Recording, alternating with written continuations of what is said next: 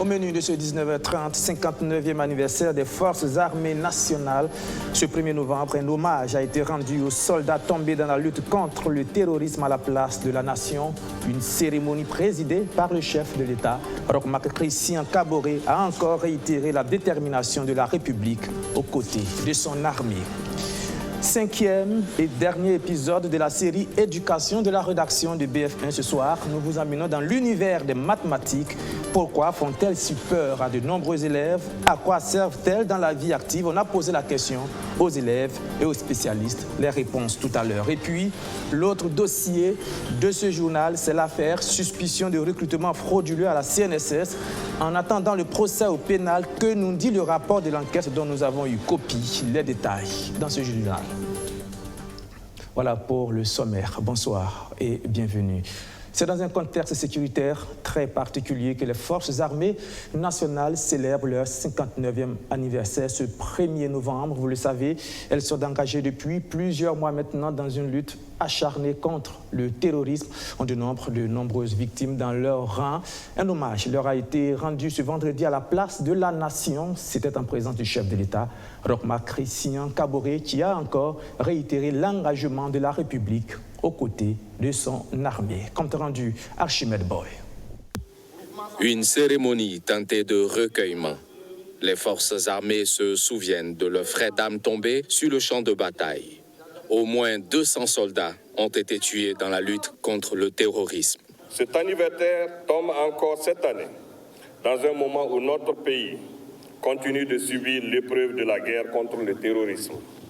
Aussi, nous ne pouvons que dédier cette célébration à la mémoire de nos valeureux soldats qui sont tombés sur le champ d'honneur en défendant la patrie. Le pays fait face à plusieurs attaques terroristes, mais les forces armées restent déterminées à endiguer le mal. Malgré nos meurtrissures, nos deuils, nos douleurs est la preuve de cette résilience que nous ont léguée nos dévanciers. Le découragement n'a pas la place dans le cœur du soldat burkinabé. Avec notre peuple, nous sommes debout et nous tenons à le demeurer. Pour gagner la guerre contre le terrorisme, nous devons nous engager aussi dans l'autre guerre contre les mauvaises images qui sont véhiculées sur nos forces armées à travers des campagnes de propagande savamment orchestrées dans des médias traditionnels et sur les réseaux sociaux. Et pour gagner ce combat, le chef de l'État s'engage à créer les conditions pour booster le moral des troupes.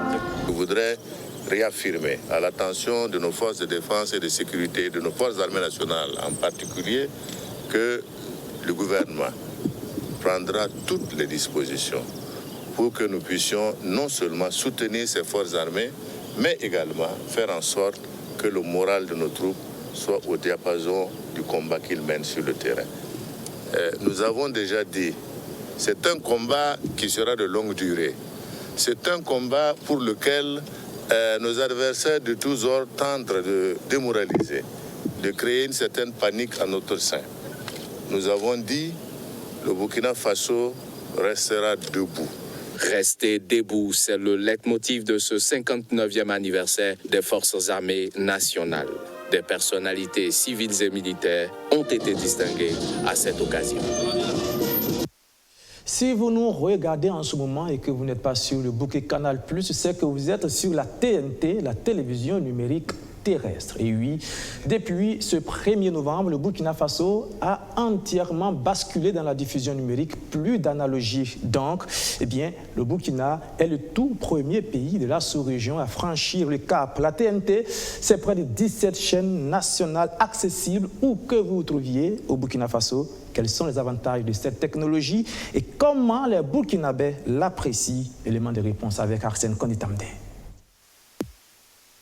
Fini la diffusion analogique, le Burkina Faso bascule entièrement dans la télévision numérique terrestre. La couverture du territoire par la TNT est au niveau maximal, autour de 94% selon les techniciens.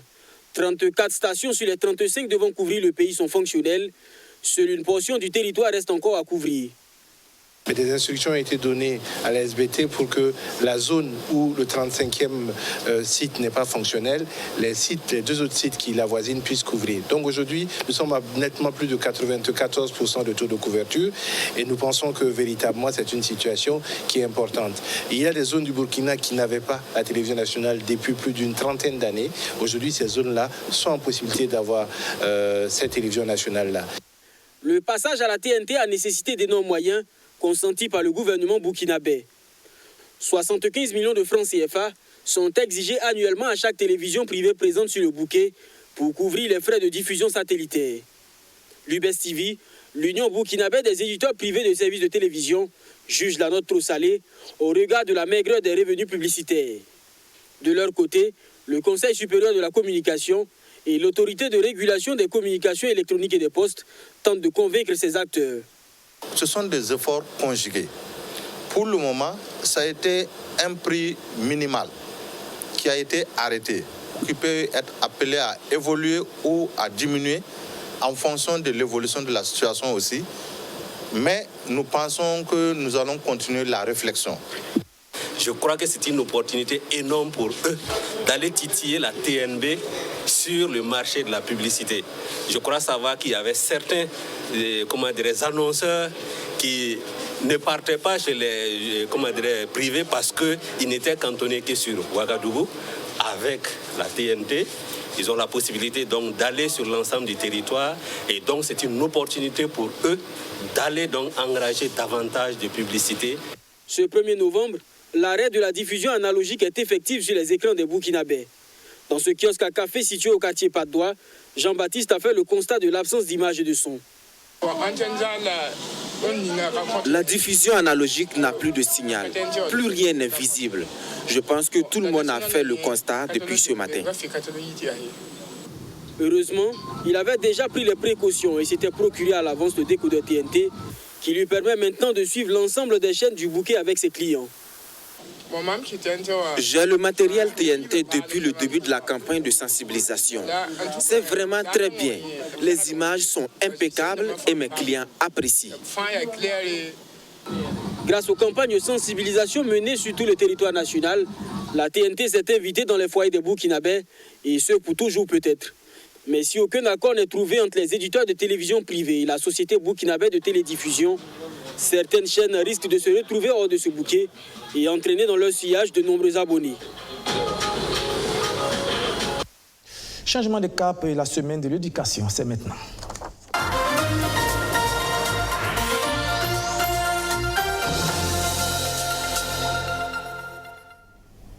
Dernier épisode de notre série consacrée à l'enseignement. Et si je vous disais, théorème de Pythagore, de Thalès, cosinus, sinus, exponentielle, x au carré, ah, ça vous dit peut-être quelque chose, les mathématiques. Un véritable régal pour certains d'entre vous, pour d'autres par contre, c'était une véritable torture. Et puis vous vous demandiez parfois, bon sang, mais à quoi servent tous ces signes?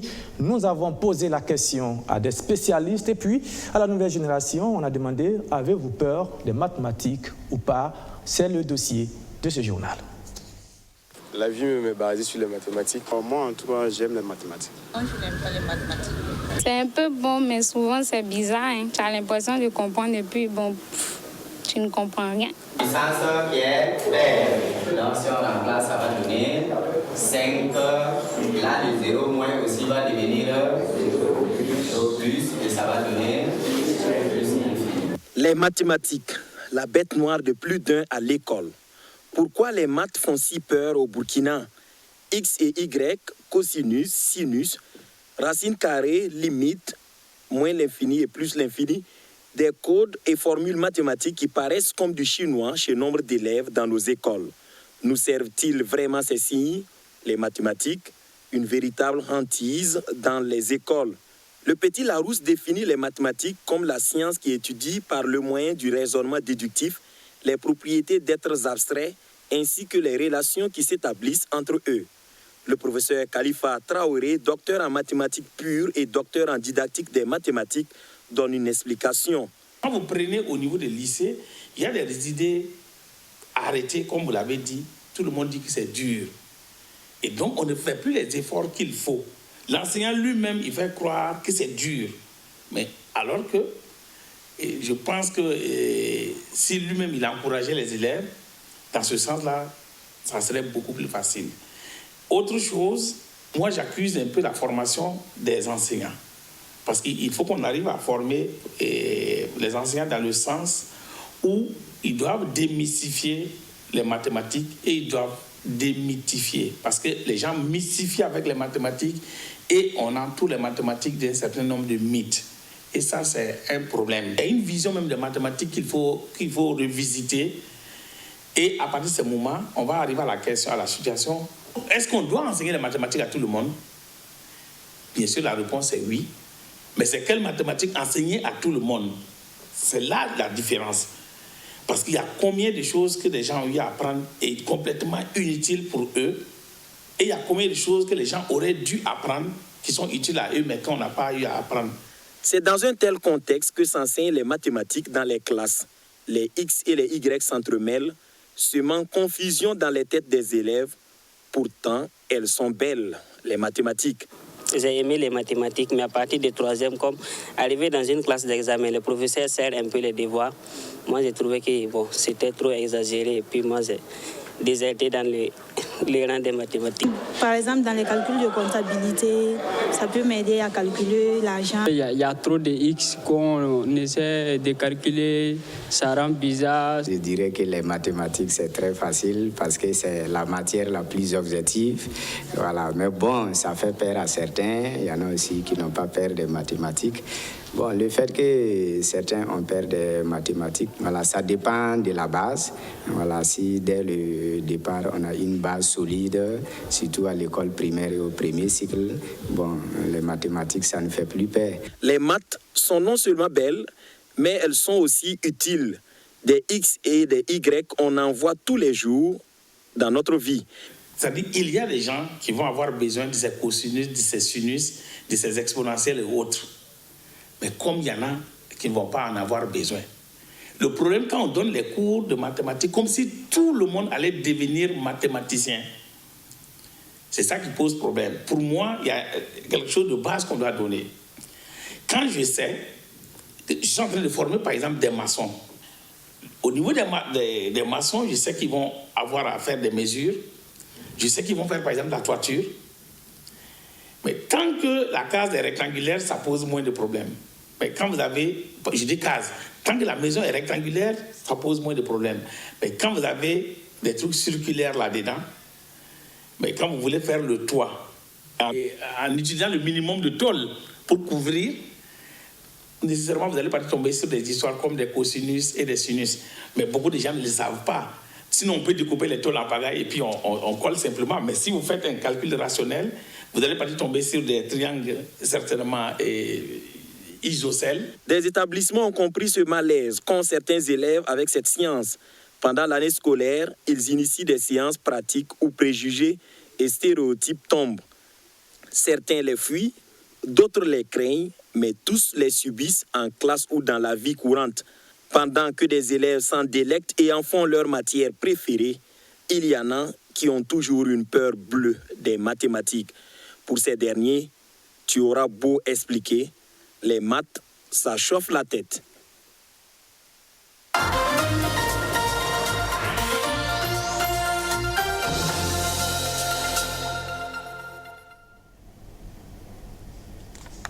L'affaire suspicion de fraude au concours de recrutement de la CNSS, vous vous en souvenez certainement, elle a défrayé la chronique pendant plusieurs mois, voire plusieurs années maintenant. Eh bien, ce n'est pas encore fini. Le 5 novembre prochain s'ouvre le procès au pénal. Nous avons eu copie du rapport de l'enquête. Que contient-il? Retour sur l'affaire CNSS et ses enjeux aussi bien judiciaires qu'administratifs. Rémi Lambert-Nébier, et c'est le deuxième dossier de ce journal. 2 juillet 2018, éclatait cette affaire dite recrutement frauduleux à la Caisse nationale de sécurité sociale CNSS. Le lièvre est levé par la coordination des comités CGTB de la CNSS qui va déposer une plainte contre X au tribunal de grande instance de Ouagadougou pour faux, fraude et conflit d'intérêts. Face à la polémique grandissante, la direction générale de la CNSS va décider de l'annulation du concours les jours suivants. Une décision attaquée par les 84 admis devant le tribunal administratif. Les admis obtiendront finalement gain de cause grâce à un jugement rendu en référé et qui ordonne leur réintégration. Après plusieurs mois de lutte, ces 84 admis sont finalement réintégrés en août 2019. Déjà que la CNSS s'est exécutée, au moins pour une bonne partie, je dis que c'est déjà bien, c'est déjà une bonne lancée, mais j'avoue qu'il y a toujours des petites incompréhensions par rapport à certains aspects de cette ordonnance. Oui, ça a des contours financiers. Nous ne les portons pas tellement dans la rue. Nous comptons les régler toujours par la voie judiciaire. La voie judiciaire est celle privilégiée par tous les protagonistes de cette affaire. Le 5 novembre prochain s'ouvre le volet pénal au tribunal de grande instance de Ouagadougou. Après 4 reports, l'audience du jour devra statuer sur le dossier. Un procès attendu depuis 1 an déjà par la partie plaignante. Que toute la lumière soit dite sur ce procès, c'est-à-dire qui a fait quoi, à quel moment et comment ça s'est passé, comment en est-on arrivé là à ces résultats qui certainement ne reflètent pas la réalité. Ce recrutement dit frauduleux garde entier un mystère que le procès pénal devra permettre d'élucider. Le rapport de l'enquête mené par la section de recherche de la 3e région de gendarmerie de Ouagadougou, remis au procureur du Faso et dont nous avons eu copie, est cependant formel. Des faits de fraude ont émaillé le processus de recrutement. Selon l'enquête, près du tiers des 84 admis ont des proches en service à la CNSS. Certaines copies de composition présenteraient également des similitudes dans le fond et la forme. Des différences de notes ont été constatées entre la feuille de composition et le relevé de notes des correcteurs. Certains admis interrogés par la gendarmerie n'ont pas reconnu leur signature et leur copie de composition, ce qui amène les enquêteurs à conclure que c'était un simulacre de recrutement. Pour la coordination des comités CGTB de la CNSS, il y a donc une justice sociale à rétablir. Dans les institutions, les sociétés d'État, on a l'impression qu'il y a des mafias organisées à l'intérieur de ces sociétés d'État. Donc nous pensons que ce procès doit être un signal fort pour que les différentes institutions républicaines aient de la transparence dans leur gestion. C'est au nom de l'équité et de l'égalité de chance. C'est des principes que nous défendons. Nous n'avons rien, absolument rien, contre des candidats qui sont admis à un concours. Nous n'avons rien, absolument rien, contre des directeurs de service ou des collègues. On n'a absolument rien à voir avec la justice sociale. Et puis d'ailleurs, la justice sociale également procède de la justice républicaine, de la justice classique. Voilà. Or, en matière de justice républicaine, justice classique, il y a une décision qui a été rendue et qui ordonne la réintégration des 84 agents. Si on veut se ranger donc dans la logique de la justice sociale, étant donné que cette justice sociale procède également de la justice républicaine, il serait bon, et il est d'ailleurs bien indiqué, que l'ensemble des acteurs travaillent donc à consolider les emplois de ces 84 personnes. Mais vous avez vu que ce n'est pas le cas avec un certain nombre de résistants farouches. Je regrette, en tout cas, de leur dire qu'il y a un acharnement à quelque part. Le directeur des ressources humaines de la CNSS et 2 de ses collaborateurs avaient été déposés à la maison d'arrêt et de correction de Ouagadougou en février 2019, puis mis en liberté provisoire en août 2019 au bénéfice des dispositions du nouveau code pénal. Le procès pénal qui s'ouvre en principe ce 5 novembre n'a pas pour vocation de prononcer l'annulation du concours qui reste en question. Mais toute confirmation de fraude au sortir de ce procès permet à la coordination CGTB de la CNSS de relancer la demande d'annulation du concours devant le tribunal administratif. Le dossier est toujours pendant au niveau du tribunal administratif de Ouagadougou où le dossier n'a pas été jugé au fond en attente du verdict au niveau du pénal.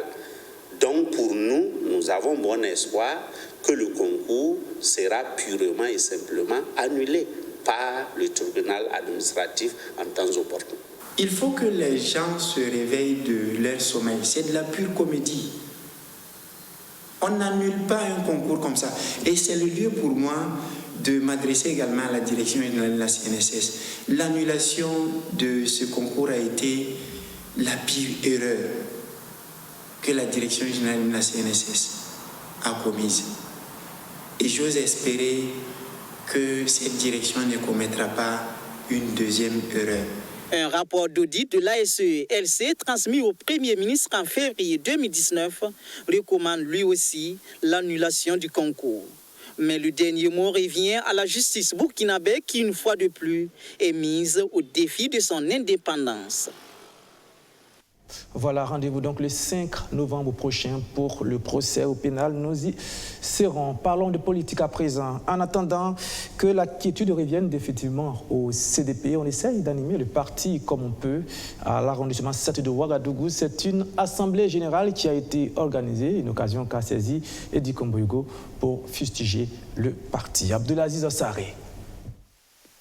2020, c'est pour bientôt et la jeunesse du Congrès pour la démocratie et le progrès de l'arrondissement 7 de Ouagadougou reste mobilisée.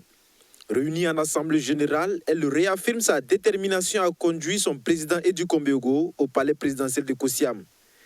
Pour Edi Komboyogo, cette forte mobilisation atteste que le CDP reste uni et indivisible. Des gens avaient prédit l'éclatement du CDP. Des Wakman, ils sont allés prédire notre éclatement. Mais tous ceux qui vont prier chez le Pètre ne peuvent avoir leurs vœux exaucés que si eux-mêmes sont intègres.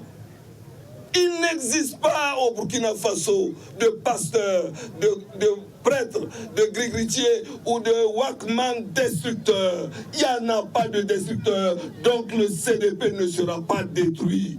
Le CDP est seul, unique. Un rassemblement a été initié le 26 octobre dernier pour soutenir les forces de défense et de sécurité. Ce meeting, Edi Komboyogo le considère comme un gaspillage de fonds. Soutenir les forces de sécurité, ne peut pas dire gaspiller nos recettes. Vous avez vu hier, ils se sont rassemblés au stade municipal avec des millions et des millions gaspillés pendant ce temps que nos braves Burkinabés, dans le nord, dans le Sahel, dans le centre-nord et à l'est, ne rêvent d'avoir un logis, une simple maison où aller dormir. Ils rêvent d'avoir à manger, déplacer, plus de 500 000 déplacés, tenez-vous bien. Selon le président du CDP, le gouvernement du MPP et ses alliés ne cessent de tromper le peuple. Où se trouve le PNDS? Où se trouvent les 18 000 milliards tant prévus? Où se trouvent ces milliards? Ces 18 000 milliards qu'ils ont annoncés en 2016. Nous sommes en 2019. Avez-vous reçu 1 ou 2 francs? Non. Avez-vous reçu quelque chose? Non. Voilà un gouvernement qui ne dit pas la vérité, qui promet beaucoup, mais qui ne rapporte rien. Le CDP va se dresser contre ces gens-là. Edi Komboyogo demande à ses militants de se battre pour le retour de l'ex-président Blaise Compaoré. Entre la gouvernance maintenant et la gouvernance d'antan, là sous Blaise Compaoré, quelle est la meilleure? Quelle est la meilleure? Alors, souhaitez-vous que Blaise Compaoré revienne, oui ou non? Oui. Êtes-vous prêts, d'accord, à marcher, à vous lever pour qu'il revienne, oui ou non? Oui. Alors, battez-vous au CDP. Seul le CDP peut le faire revenir. Le président du CDP, Edi Komboyogo, demande aux militants de son parti de rester unis pour une victoire éclatante en 2020. Tout autre chose, à présent, la 5e édition de la FIMO Basson-Plein. En ce moment même, les articles exposés dans les stands sont variés. Ils proviennent de pays divers. Et tenez, je vous invite à aller visiter ce stand malgache où les produits sont fabriqués à base de fibres végétales. Roméo Koyeta. Des sacs à main faits à base de fibres végétales. Les modèles sont variés. Celles-ci sont combinées avec des sachets plastiques recyclés sur la partie inférieure. Et il y a surtout ces grands chapeaux qui font l'identité du peuple malgache. Ce chapeau-là, c'est fait avec du raffia. Le raffia, c'est fibre végétale du Madagascar. Et c'est fait en main et teinté en couleur comme ça. C'est teinture naturelle aussi. La plupart des articles exposés dans ce stand sont faits à la main. Cathy et Roganaman représentent la République de Madagascar à cette 5e édition de la FIMO. Pour elle, l'artisanat, c'est aussi la protection de l'environnement grâce au recyclage des déchets en plastique. Et on peut reproduire aussi beaucoup de productions avec le papier recyclé parce qu'il y en a des sacs, grands sacs, et classeurs, et petits sacs, et bijoux en papier recyclé. Il y en a aussi des saxos. On fait ça pour protéger l'environnement. Pour la première participation de la Grande Île à cette foire commerciale, ces ambassadrices n'ont pas fait dans la dentelle. Elles ont emmené dans leur bagage des articles diversifiés made in Madagascar. Les exposantes invitent les Wagalais à venir découvrir la spécialité malgache en matière d'artisanat. C'est la spécialité de Malagasy, c'est représentant de Madagascar et c'est fait à main, c'est 100% fit à Malagasy et c'est naturel. Et nous attendons tous les peuples de Burkina Faso pour visiter notre stand. À cette foire, il y a des pays qui sont à leur première participation comme Madagascar et la Namibie, mais aussi des habitués comme le Pakistan, venus exposer des ustensiles de cuisine. Boil œuf, boil tomate, patate, comme ça, very nice, 10 slices. 10 pièces. Après ça, changer, couper la sauce, petit comme ça. Ça.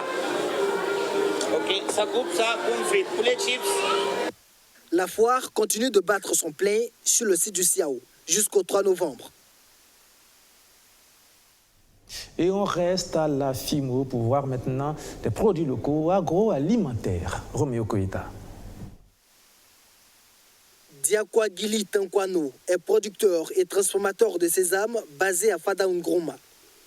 À cette foire, il est venu présenter plusieurs produits dérivés du sésame, huile, biscuits et pâtes. La pâte de sésame, elle sert à beaucoup de choses. On peut mariner la viande grillée, préparer la sauce avec. Il faut dire qu'on peut beurrer le pain aussi avec. Il y a 3 ans, il bénéficiait d'une formation dans la transformation agroalimentaire grâce au projet dénommé Programme multi-acteurs, financé par le gouvernement burkinabé. Vous voyez le sésame au complet comme ça, si je vois c'est quel genre de sésame, c'est quelle catégorie, c'est-à-dire de la production jusqu'au stockage. J'ai appris comment produire le sésame en qualité et en quantité. Ensuite, il faut dire comment traiter la plante. Ça, on appelle la gestion de la plante du sésame. Ensuite, on a comment la gestion de récolte et post-récolte du sésame. Le sésame est le 2e produit d'exportation du pays, après le coton. Mais pour ce producteur, le Burkina Faso peut tirer davantage profit de la filière sésame pour peu que le gouvernement professionnalise encore plus le secteur. Le sésame, c'est un des produits les plus recherchés à l'échelle mondiale. Et convenez-vous avec moi, si un occidental court derrière quelque chose, c'est que c'est très bien.